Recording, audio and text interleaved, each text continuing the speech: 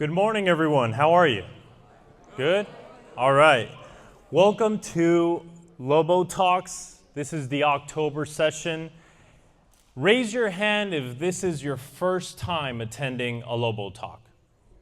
All right. So we got a lot of new people. Cool.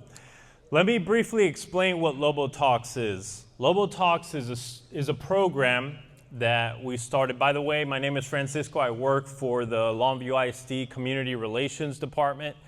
And we put together a program where we invite experts and community leaders into Longview High School to talk about different topics that will help you make better decisions in life even after you graduate.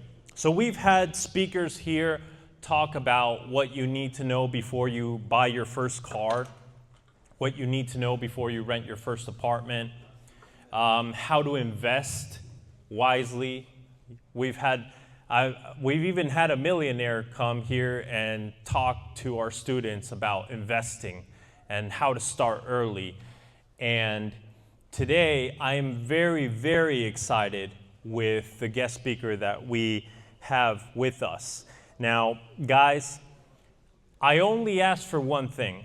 Just give us your attention for the next 40 minutes, okay? We're gonna have a Q&A section at the end. You're gonna have the opportunity to ask our guest speaker questions. So just sit tight and give us your attention. I know that the value that you will get from this session will help you. Today, our guest speaker is going to talk about how teens are turning ideas into income, okay? And let me tell you a little bit about our speaker today. Mindy is the CEO and co-owner of Starfish Ad Age, a woman and minority-owned digital marketing agency in downtown Longview. Since joining the company in 2019 as a part-time sales rep, she's worked her way up through multiple leadership roles to become CEO. Under her leadership, Starfish has grown into a nationally recognized agency, winning the Innovative Team of the Year Award and 7 AAA awards from the East Texas American Advertising Federation for Creative Excellence.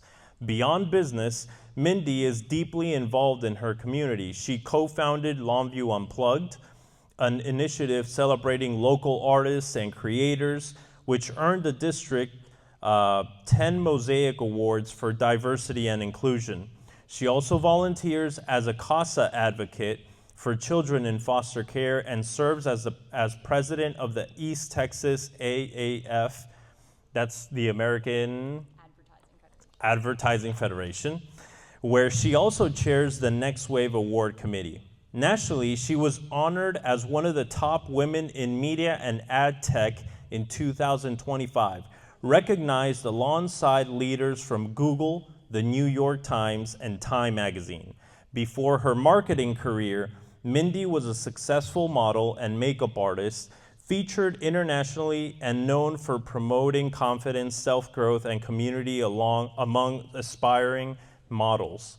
A proud Hallsville resident and mom of 3, Taylin, Zane, and Harper, Mindy enjoys gardening, animal rescue, and cheering on the 5-time Super Bowl champions, America's team, Dallas Cowboys. Despite her public success, she describes herself as an introvert who recharges by hiding in the garden. Ladies and gentlemen, let's give it up for Mindy. Yes, it's on.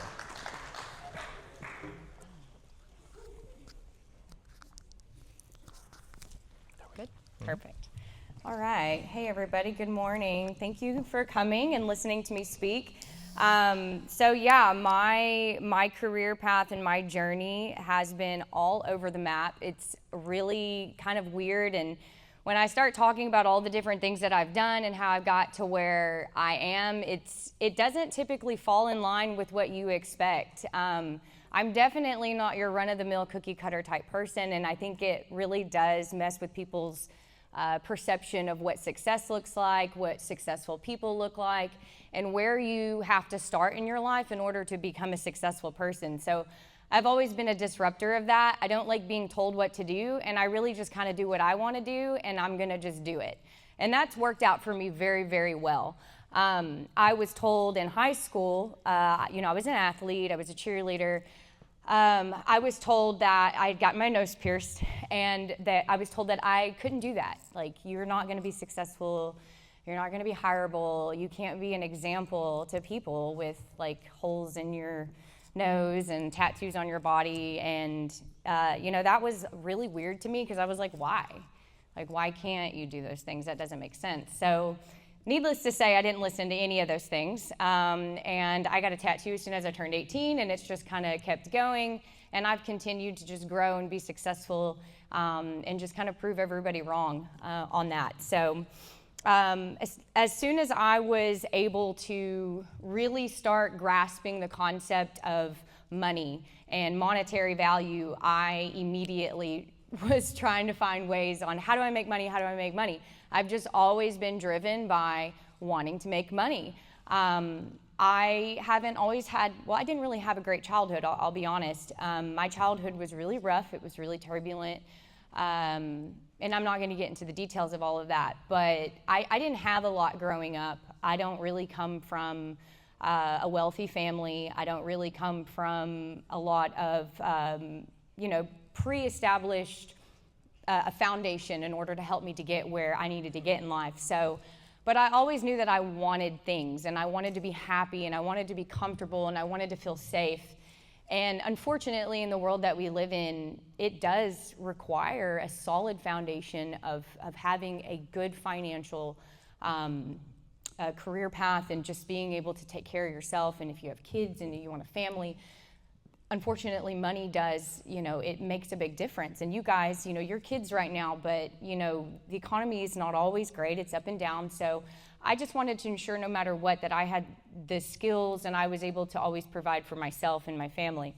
So even when I want to say I was like 3 or 4 years old, I was making little flyers and having my mom write on them, and I was putting construction paper in people's mailboxes. I was literally selling pennies for $1 as a 4-year-old. I thought that was some riveting, great concept that I'd come up with. But it just went to show that I was just so ready to make money. I was ready to get out there. So I went to college for biology. I wanted to be an animal scientist, specifically environmental zoology, which is research science. Just because I really liked animals, I had a passion for animals, I really cared about animals. I wanted to be a vet originally, but my mom was like, hey, if you do that, you're gonna have to potentially, more than likely watch animals die or have to put them down. And I was like, yeah, I don't wanna do that. So I decided I was gonna go into animal science instead. So that's what I did. I ended up getting my degree in biology.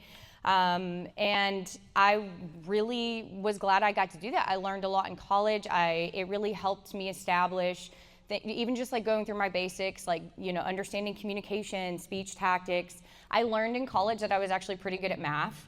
I hated math in high school. I didn't think I was very good at it, but by the time I got in college, I actually learned I was pretty decent at it. So that actually worked out for me as an adult now, especially being a CEO, because I handle a lot of numbers and a lot of money. So again, as I've gone through things, I've just started uncovering things about myself that I didn't really know was there. And a lot of that just came with just having a feeling and going with it. And I know that sounds really simple, and there's not really a big riveting concept or some secret formula to success. At the end of the day, it really is truly just like, if you want something, just go get it and stay consistent. If there is a formula, if there is one takeaway, it's consistency. Consistency, consistency, consistency. So that's something that I really just stuck with and continued to do.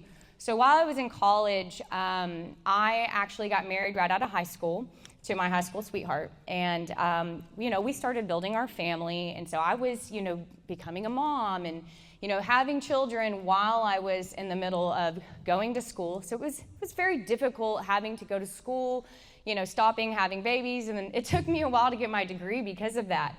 But during that time, I really, I wanted to, again, going back to, I want to make money. I want to be able to have things. I want to be able to provide for my family. So I just started leaning on things that were natural for me, things that I was just good at without having to try.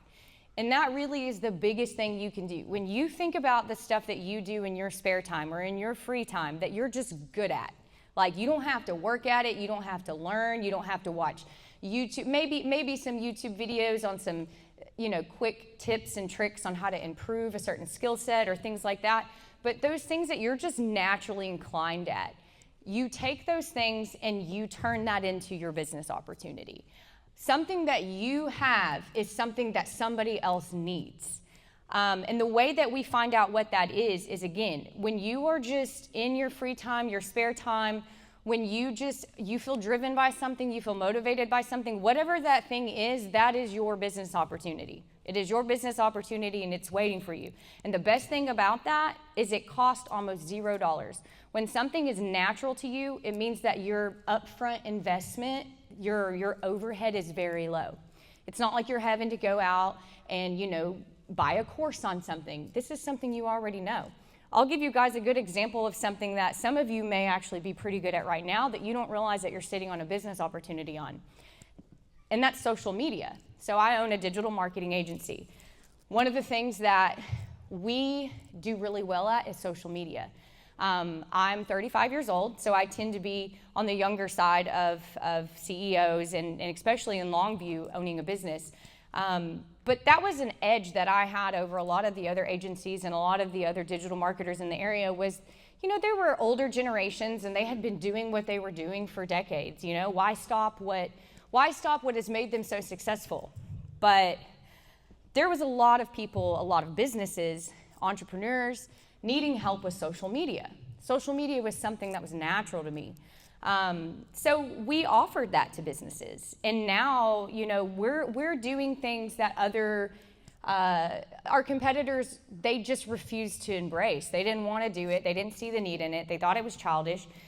TikTok's a great example. Our agency, we do a really great job at TikTok. Nobody else in our area is really embracing TikTok from a business level and really taking that and seeing the opportunity is. So you guys are probably just naturally making TikToks in your spare time.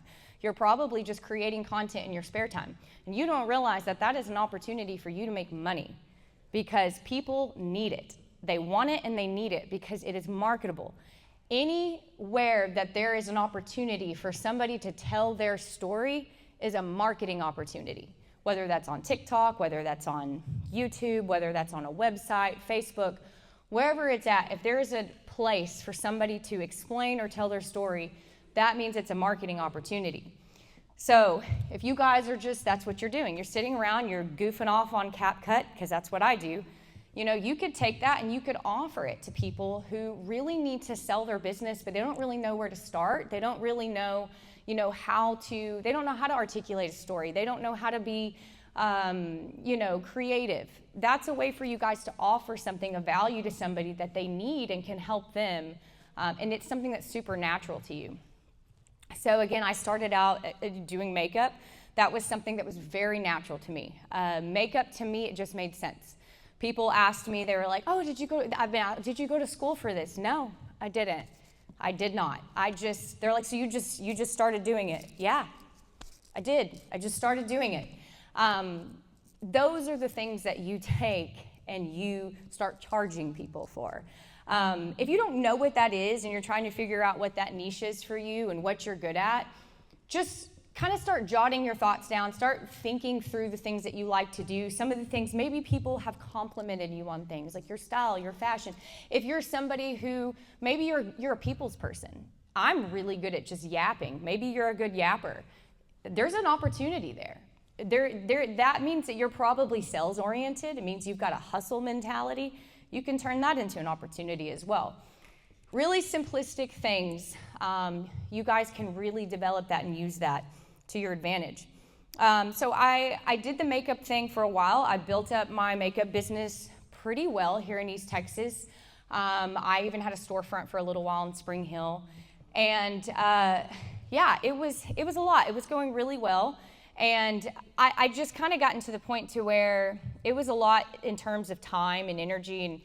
And as I said, I have kids. I have 3 kids. And my kids were starting to get really involved in like sport activities and stuff like that. So I wanted to dial back and do something that was less weekend driven, because makeup work is mostly weekend work. You're talking weddings, events, photo shoots, things like that.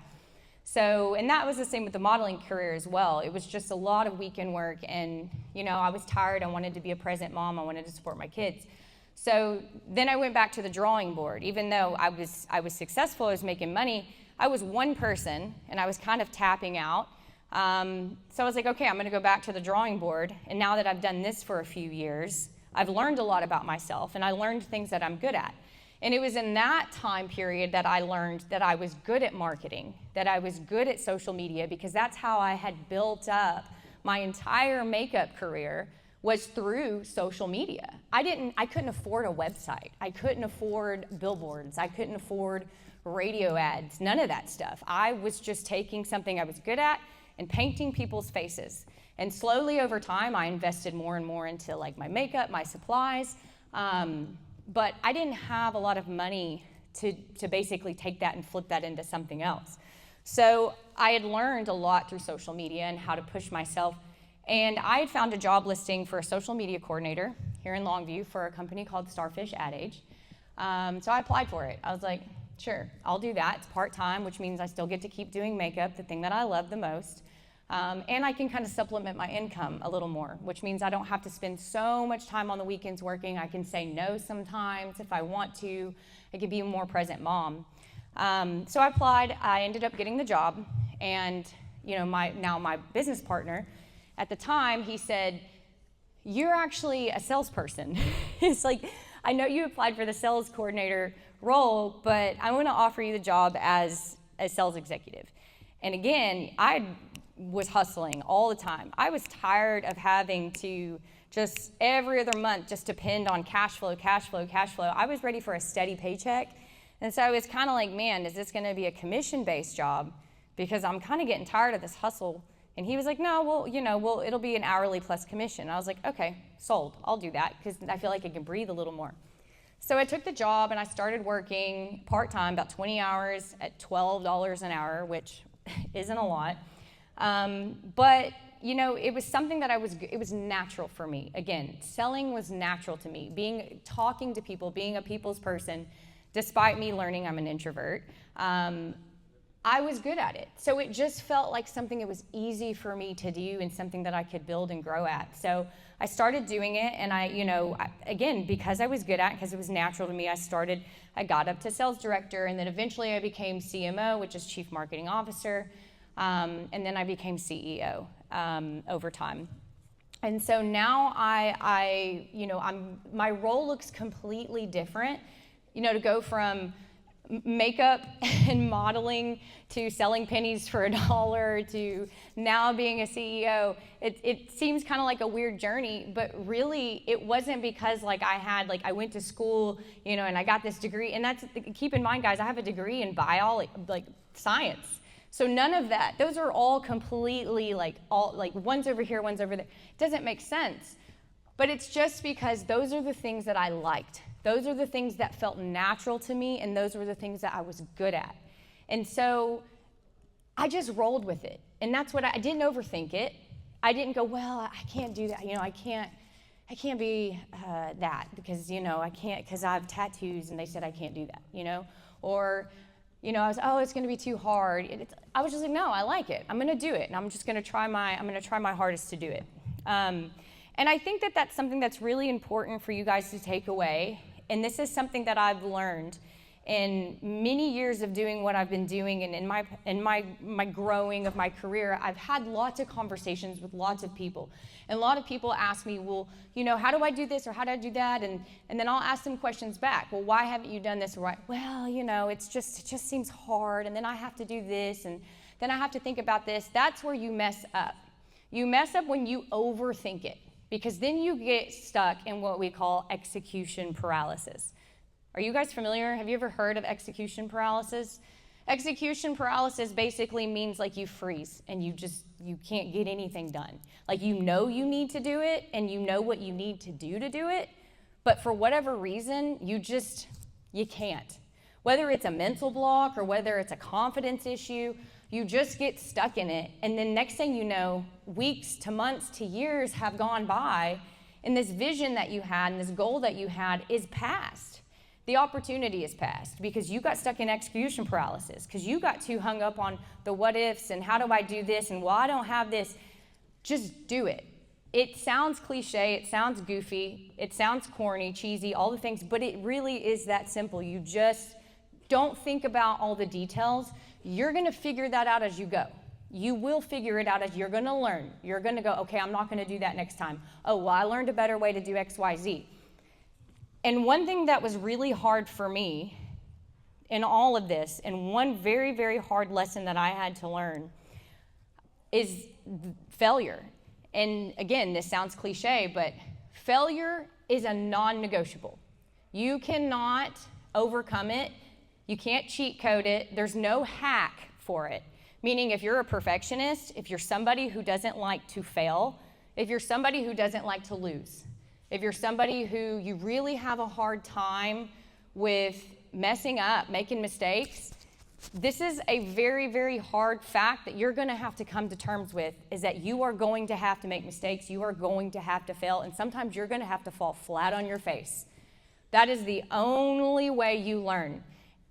And it was the biggest lesson for me because I kept fighting that. I did not like failing. I did not like falling on my face. I didn't like making mistakes. I wanted to achieve perfection. And in that, it held me back. I stunted my own growth significantly in my need to make money, in my need to succeed, in my need to become whatever I wanted to be because I was so terrified of making a mistake, looking dumb, well, if I put makeup on that way, if I try this, they're gonna think I'm stupid. Or, if I do this really cringy, corny TikTok for this client, people are gonna think X, Y, Z. No, you have to test. And this is where the science degree comes in, A/B testing. You put stuff out there, you watch it, you see, you observe it, and then you take notes and you take that away and you learn how to improve. You learn what to do, not to do, and what you need to do better next time.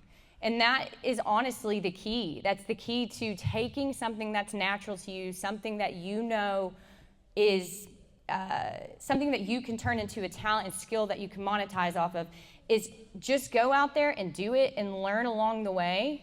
Allow yourself to make mistakes. And I think the most important thing is you're going to end up messing up inevitably regardless.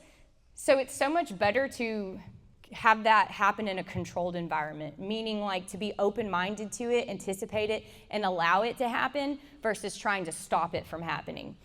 You'll get to where you want a lot faster if you allow that to happen. Don't try to be the smartest person in the room. I know sometimes like it feels good to be like the person who knows a lot, but that's also where you're gonna mess up. The biggest thing that has helped me in taking these things and learning and how to make money off of things I was good at was literally listening. If you just listen to people talk, be a little nosy, listen to people talk. Even if you have I'm a very opinionated person, so it's really hard for me sometimes to not have an opinion about things. And being a woman in a room of other CEOs who are typically not women, and looking the way that I look, I don't always get respect. People don't look at me and think, oh, she's smart, or she's a CEO, or she's this and that. I deal with that all the time. And my most favorite thing to do is just to smile and let people think that, because I don't have to be the smartest person in the room, but I'm gonna listen to everybody who thinks they're the smartest people in the room. I'm also going to just listen to people talk and talk about the struggles and the pain points and the things that they go through, because in those moments where you're listening to that stuff, you will find business opportunities. Because everything that we do in our life, all the things that we use, our phones, from the clothes that we wear, from the medicine that we take, all came from a pain point. It all came from somebody needing something. Okay? So when you listen and you just let people talk and you hear their stories, in all walks of life, you will identify ways that's a business opportunity. I can take that, I'm good at that thing, or I have an idea and I can make money off of it. So it's really important to just listen to people. Fake it until you make it. I will die on that hill. There has been many times where I have been placed in situations where I'm like, I don't really know what I'm doing. I have no clue. And I'm just like, you know what? I'm gonna wing it, and I'm just gonna do it. Was it perfect? Was it great? Did I really know what I was talking about? No, but I did it. There's nothing wrong with performing. There's nothing wrong with putting on a performance, faking it till you make it, because you know what? That grants you an opportunity to be seen. It grants you an opportunity to be heard, and it grants you an opportunity to make connections with people who can help you. So just keep that in mind. And going into that is also relationships. If you're an entrepreneurial driven person, if you have these visions and these things that you feel like can really be of benefit to you, the most important thing, which takes little to no investment, is relationships. Most of my success and the multiple things that I've done throughout my life has been built on relationships, which is just getting out in the community. And this is where, I'm an introvert, or I'm an introvert too. I am too. But my desire to make money overcomes my introvertedness.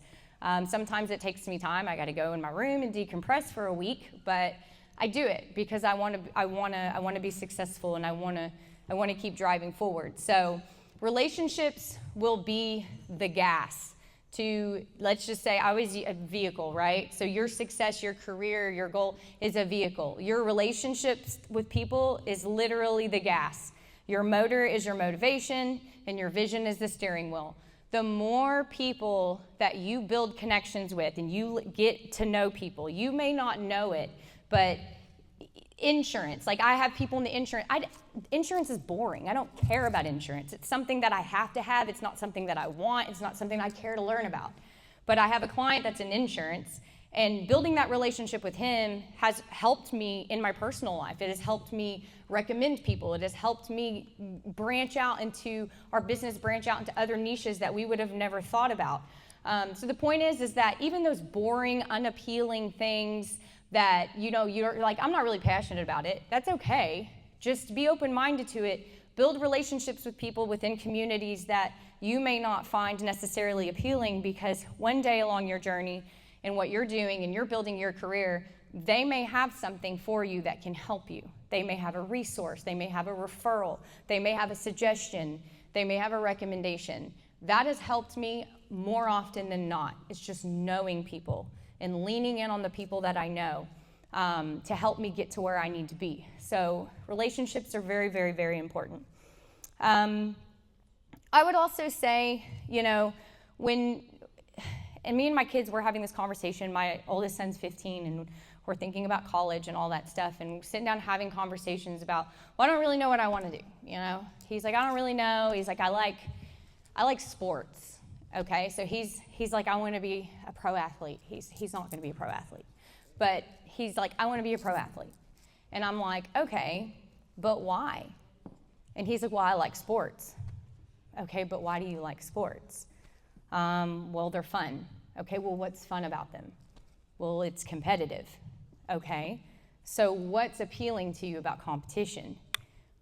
At the end of the day, when you start asking yourself, keep asking why. When you say, I want to be a firefighter, or I want to be a software engineer, or I want to be a photographer, ask yourself why.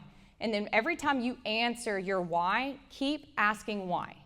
And every time you ask yourself why, eventually you're going to get down to the core of why that thing is the thing you want to do. And you may discover, maybe if you want to be a coach, maybe you think, oh, it's because I like teaching. I like showing people how to do stuff. After you keep asking that why, at the end of it, you may learn, well, no, it's not really the teaching that I like. It's really it's motivating people that I like. And so you can take that. Let's say that, like with my son, at the end of the day, he likes being challenged, and he likes being given an opportunity to succeed at that. That's essentially where the need to be a professional athlete comes from, is the challenge and the opportunity to be successful at it. Okay, there's 1,000 things you can do with that. You don't necessarily have to be, there's 1,000 career and opportunities out there that he can do that will satisfy that core and that thing that he's passionate about, which is a challenge and succeeding at it. So if you keep doing that, asking that, find out what that is, why you're driven by that, and then go back to thinking, okay, what are my natural talents? What are the things that are so easy for me to do? And then find out, how do I take that thing that I love a challenge, I love succeeding. I'm using my son as that example, but I'm also really good at X. Now, how do I make a business opportunity out of that? That's really how you kind of get into that mindset, and you start thinking about the ways that you can monetize on it. So again, sit with yourself, ask those questions, write down some notes. Just keep asking that until you uncover the deeper meaning. You know, sit with your parents. Sometimes your parents can help you, you know, dive a little bit more in depth of that, you know, and figuring out exactly what's at the root of that.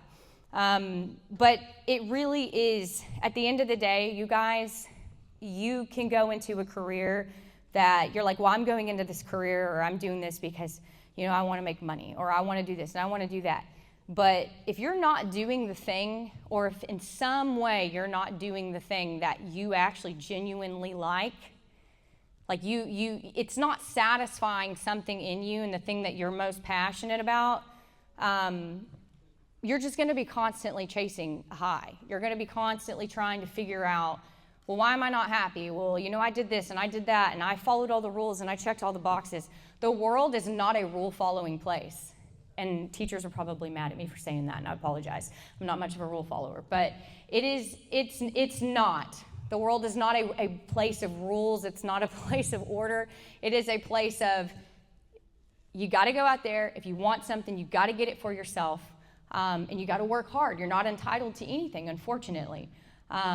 So just make sure that you do what you're doing because you like doing it, because you love doing it, and somewhere inside of you, it's satisfying the thing that makes you happy, makes you feel like you're fulfilling a purpose. It sounds so cheesy, I know, but it's true. As cheesy as it sounds, purpose is, that's what drives, you'll learn that. And unfortunately, you don't want to get to a point to where you put so much time, energy, and effort into things, and then you realize, I hate this.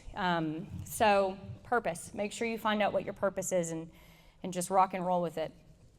So yeah, again, find those things that you're naturally good at, your talents, the things that's easy for you to do. It makes sense. You don't have to think about it. And figure out how you can make money off of that. It's simple, right? It's simple, but it's not easy. So just be consistent. Yeah. And I think that pretty much wraps up what I have to say. So all right, everyone, let's hear it for Mindy.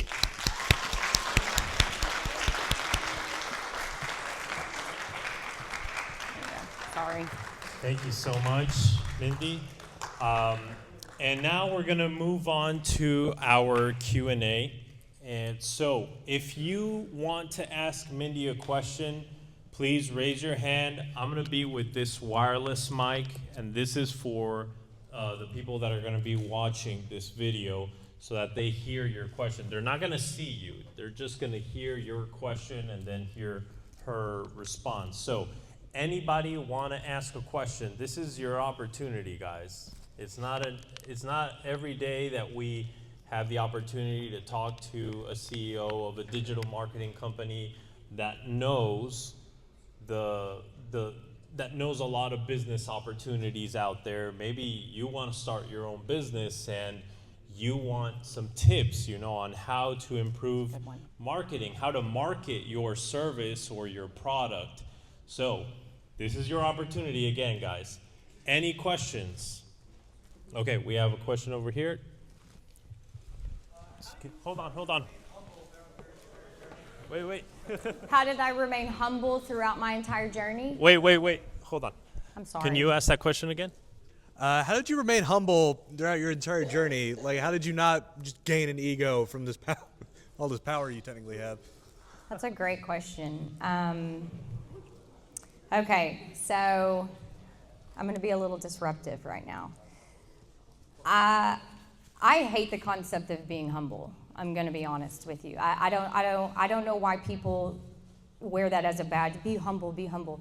I think people often confuse confidence with arrogance. I think sometimes the need to feel humble sometimes stifles people's confidence, right? So if you have succeeded at something, or if you've really worked hard to earn something, and all of a sudden you feel, well, I need to dim it down. I need to, I don't want to come off, that's kind of where I think the blurred lines of humble and confidence, it really kind of affects people. So I've not always been the humblest person. I've always been proud of myself in a non-arrogant, let's say confident in what, and I've always been not afraid to be honest and to be like, yeah, I did that. I did do that. And I think when you're somebody who comes from a, what's the word I'm trying to look at?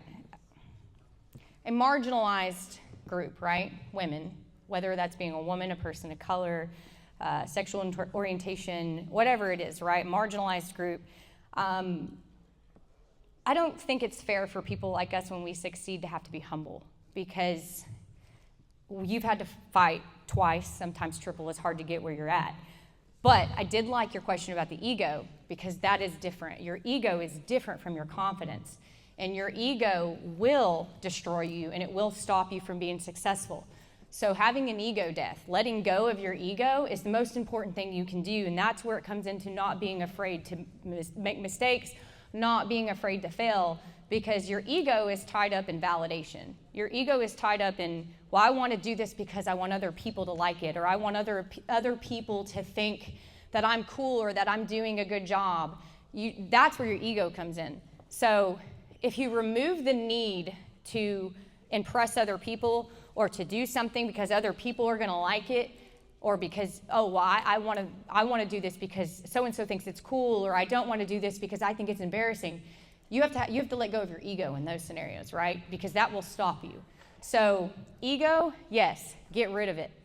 Success has no place for egos. Toss your ego out the door, but you don't have to be humble. You can be confident. So hopefully that answers your question. Okay.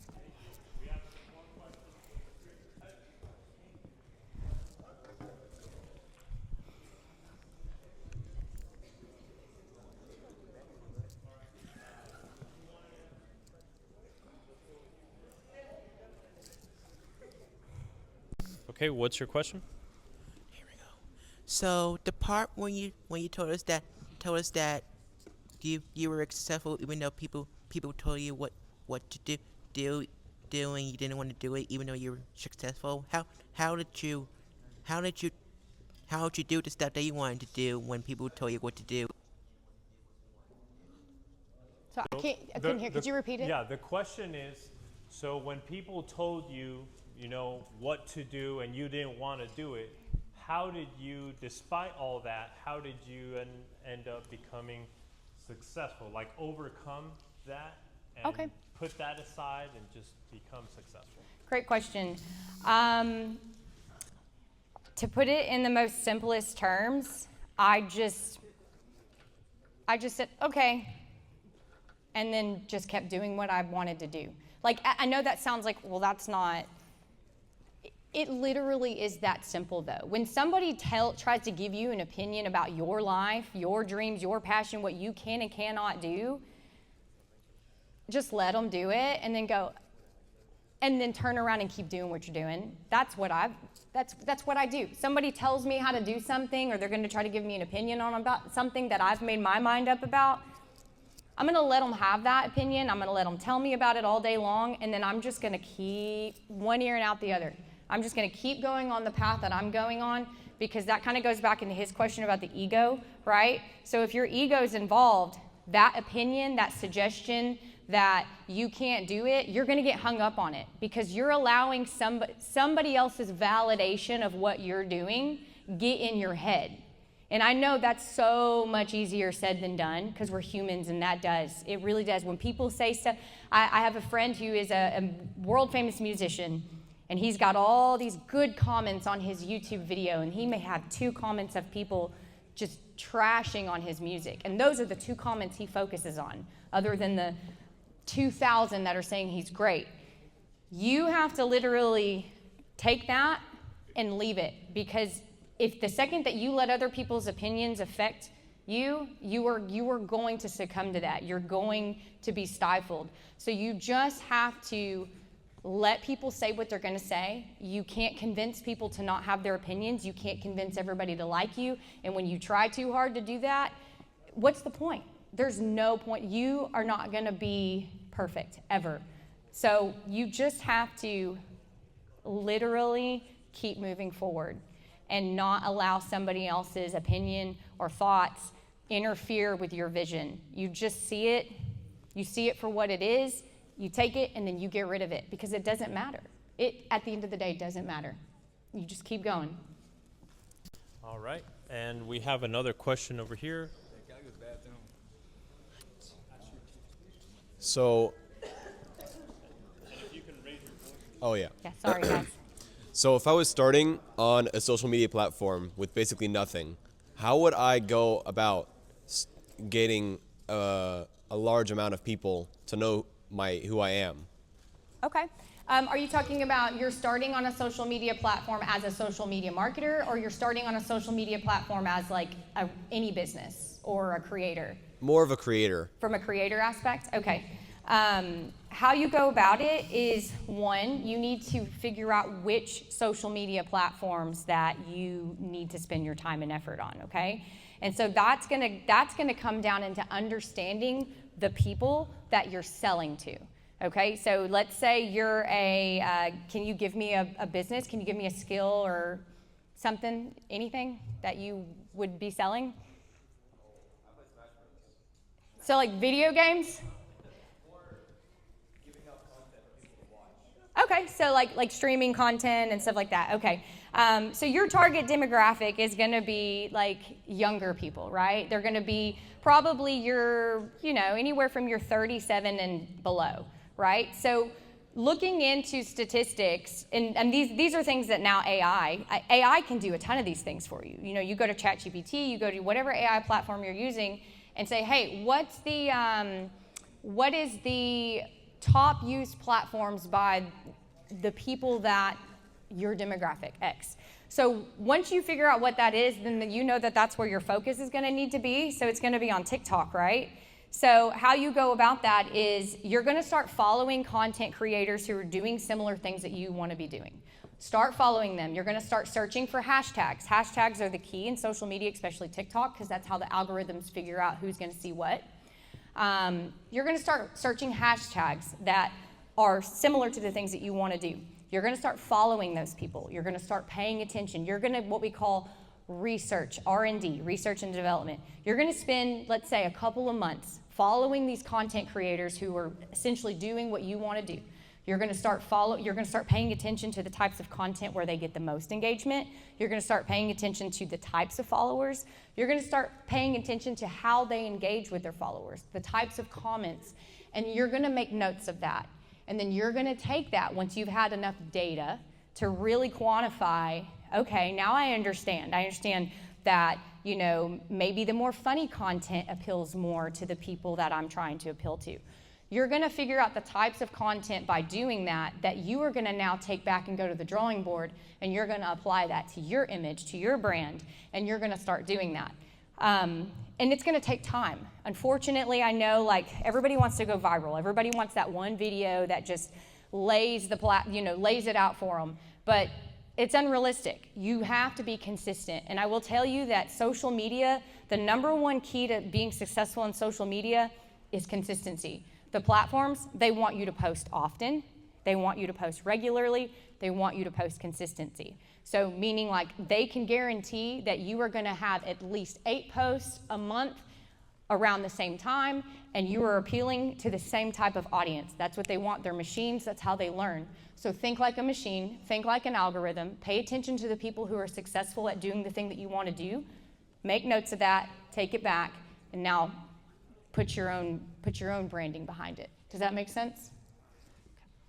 Mindy, before we move on to the next question, remember to stay within the frame so that. Oh my gosh, I already messed up. I'm so sorry. Okay, we're gonna move on. We're gonna move on to the next question. Please, loud and clear. Have you ever felt? Too close. I'll hold on. I'll hold it for you. Have you ever felt so overworked that you just couldn't work in?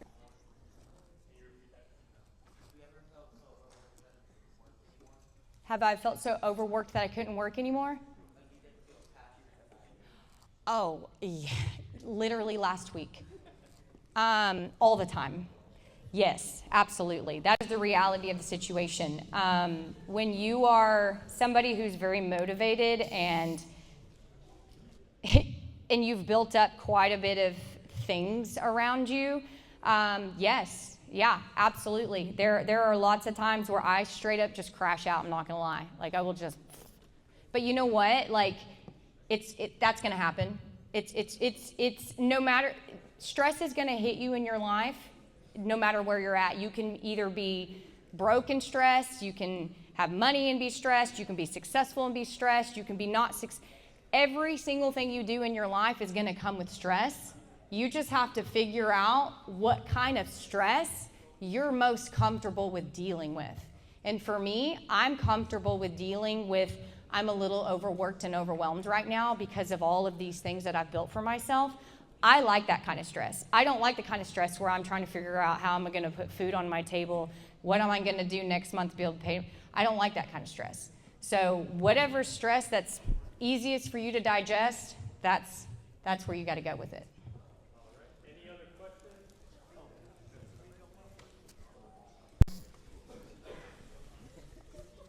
What motivated you? Oh, too close. What motivated you? What motivated me? That's a great question. What motivated me for like what? Like where I'm at now or just like in life in general? So like life in general or where she's at right now? Where I'm at right now, it's both parts. It started out with ego, and that's why I told him you have to have an ego death. It started out with ego. It started out with so many people in my life telling me I wasn't going to be anything and that I couldn't be because of X, Y, Z. And so it started out as spiteful, and like I'm going to show them wrong. But then over time and maturity and growing up and prioritizing family over my own ego, it became about my family. It became about my kids. It became about giving them a life that I wasn't able to have growing up, and investing in them and giving them an opportunity to maybe have it a little bit easier than I had it. Another question?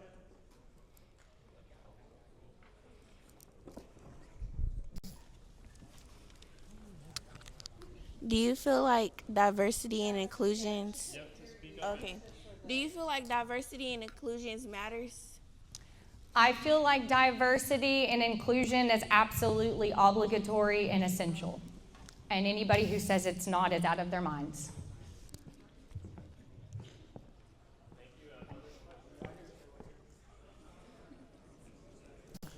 Pass the mic and don't put it too close to you.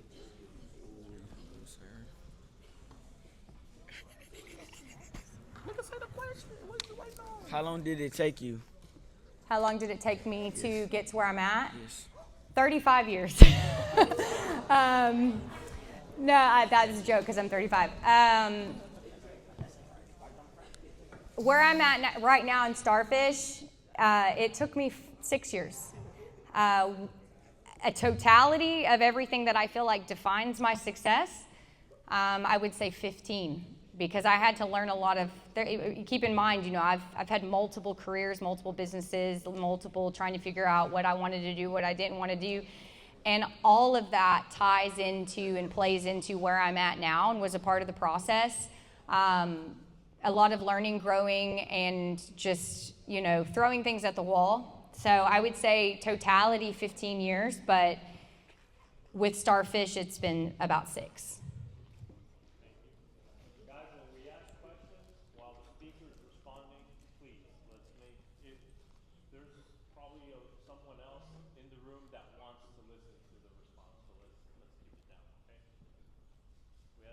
Question over here? No? We have a question over here. With how controversial it is, what is your opinion on AI and just using it in general? Okay, that's a great question. Me and my business partner just started our second company. It's called Starfish Solutions, and it is a tech company, and it is strictly focused on automation and AI.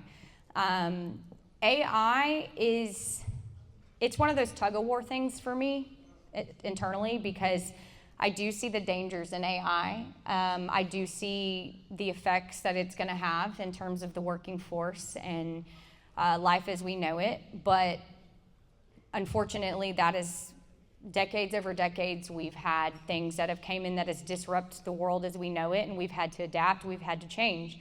So AI is inevitable. It's going to happen. It is definitely going to change everything about the future. It already is. And because I am one of those people that I am going to, whatever I got to do to survive, to succeed, to continue to put food on my table. Obviously there are some, we do have morals and ethics, but we've embraced it. So especially being a digital advertising agency, not all of our competitors have chosen to do the same thing. They see AI as, repulsive and, it stifles creativity, XYZ. We've gone the opposite direction. So we've embraced AI. We've integrated it into our processes, our operations. Our staff is required to use it. They have to use it because it has made productivity way better. It has helped with creative blocks.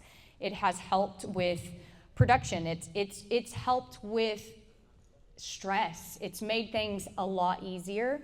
And we've identified that there's so many opportunities for businesses to integrate AI into their processes that could do the same, just make things easier. So the key to AI and approaching that, especially for you guys moving forward, is definitely start investigating careers that are in the future projected to be very dependent on AI, but also AI isn't going to necessarily replace people's jobs.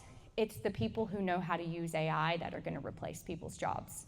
So just keep that in mind. We had another question over here.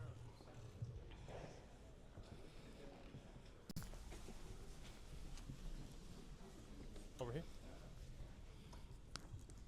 How did you stay persistent? How did I stay consistent? Yes. That's a great question. How did I stay consistent?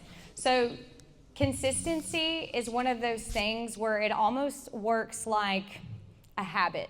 Does that make sense? So obviously, most of you should be anyways, you wake up in the morning and by habit you have to brush your teeth. You have to brush your hair. So when you frame consistency as like a habit, it's something that you just have to do, you need to do, you must do it. That is how you remain consistent. So if I see, for example, we were talking about TikTok earlier. If I know that in order to be successful on TikTok, I have to be successful, then I'm going to treat TikTok the same way that I treat brushing my teeth and brushing my hair. I'm going to put it into my routine. I'm going to go, okay, every day at 7 p.m., I am going to make 3 TikToks, and I'm going to do this every single day.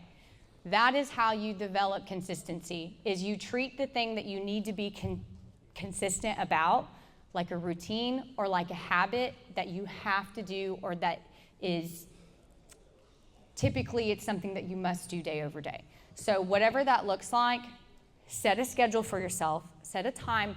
If it's hard, I don't know how to make a routine. Pick a time. If it's daily, weekly, monthly, whatever makes sense for the thing that you need to be consistent, make a routine. Make it a habit. Set an alarm. Set a reminder. And then you follow through. Hold yourself accountable. If you didn't do it, you need to hold yourself accountable. Well, I didn't do it. That not following through and being able to hold yourself accountable is the way that you continue to stay consistent. I don't want you guys to think you have to strive for perfection. You may fall off. You may get sick, or you may have a week or a month where something was off. Whatever it is, personal things happen. Just get back on it. The second you fall off, acknowledge it, and then get back to your routine. So form a habit with it and just make sure that you're pushing yourself to do it each day, whether that's with alarms, reminders. Accountability partners are also, I've learned that in my process, having somebody that has an equal goal or vision, or there's something that they're wanting to do too, we hold each other accountable. Hey, did you do that thing that you were supposed to do yesterday? And they say, well, did you do the thing you were supposed to do yesterday? A lot of times we don't like to let other people down, or if we feel like somebody's kind of monitoring us, we're more likely to do something, you know? Like if you think, oh, my mom's gonna be mad if I don't do this, sometimes having an accountability partner helps you stay on track. Thank you. We have room for 2 more questions. Over here. What is it like being a CEO? Being a CEO. It is equal parts exciting and fulfilling, and also terrifying and stressful. There is a lot of weight on my shoulders. I am responsible for everybody that I employ. I'm responsible for them putting a roof over their head, for them being able to put food on their table. I'm responsible for their growth, for their careers, it's a lot. And when you're an empathetic person and you care about your employees, and I know not all CEOs do. I'm not that CEO, guys. I drive a Toyota Tundra, okay? I don't have vacation homes. When you care about your employees, it's a lot. There's nights where you don't sleep. There's nights where you wake up and I will come out of a panic attack, dead in the middle of the night, because of the pressure of taking care of people and making sure my business is, when you are responsible for paying your own bills and my business goes under, that's it. I'm not going to go somewhere else and get another job. Like when you're a CEO, you're overqualified for every other role that is not a CEO role. And who's going to hire a CEO whose business failed? You know, so there's a lot of pressure. There's a lot of pressure to be successful. There's a lot of I can't fail at this, not because of ego, but because of what else am I going to do? You know, so there's that. You know, the insecurities in your head of that. But then there's also the good side of that, which is I do make my own rules. I am my own boss. I do get to set the tone. I do get to lead and motivate and guide and help people. So it's both parts. It's both parts. I'm helping people, I'm mentoring people, I'm helping people with the things that, providing, but that's a lot of pressure on me as well. So again, like the stress, it's just whatever type of stress is the most digestible for you is the path that you go, and being a CEO for me that's the stress that I rock with the best, so. And the last question, we're going to go over here.